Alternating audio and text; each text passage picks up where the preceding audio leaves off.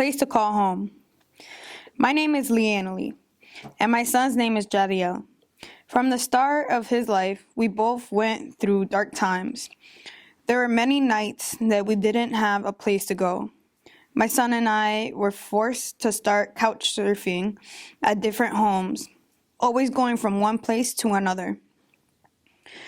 This statue represents all of that and so much more for me. It's the beginning of my harsh journey through homelessness.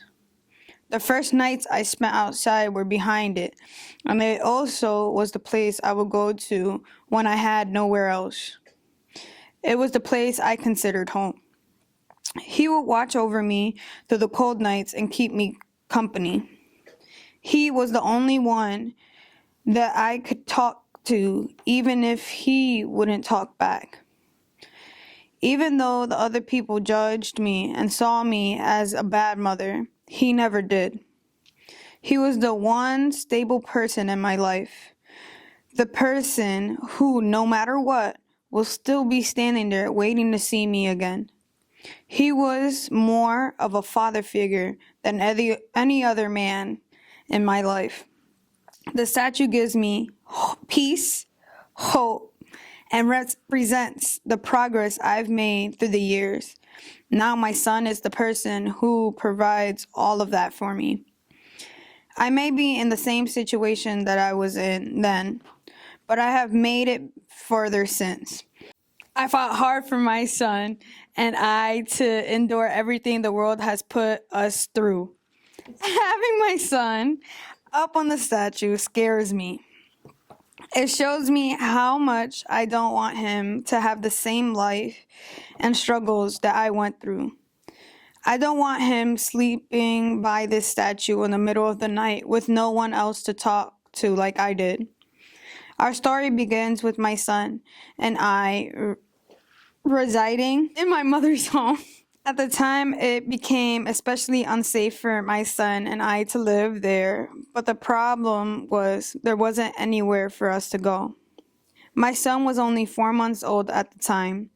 Being a mother was completely new to me, and I needed to learn many lessons in order to survive. I needed to know how to be a mom and make my situation unaware to my child.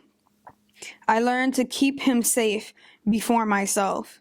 Even at times when we were forced to sleep in a car or in homes of random strangers, I made sure he was safe. I tried to have hope every time someone offered me a helping hand, but too many times the same people who offered was a place to stay on their couch were the same people stealing from us. They took his stuff, our food, and even my money. These people constantly put us in conflicting situations, giving me the unsafe feeling I know all too well. I was losing hope, so scared that I would lose my baby boy and never able to give him the life he deserves. Every time I tried to access services, they said my situation wasn't severe as they want it to be. I understood that they had to deny me housing because resources were scarce. Unfortunately, I was never offered services for housing, clothes, food, or any of these essentials that I needed for everyday living. I never received a call back even though I was told on numerous occasions that they would. 211 made my situation seem not dire or as if it was normal. Even when I was sleeping in a car with nowhere else to go and getting kicked out of houses, all with my newborn. They never deemed us or our circumstances important. 211 didn't refer me for mental health, something that would have helped my situation in many ways.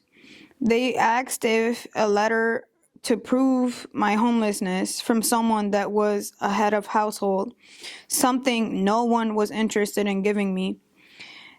Every conversation sounded scripted and personalized, and I was not given any guidance.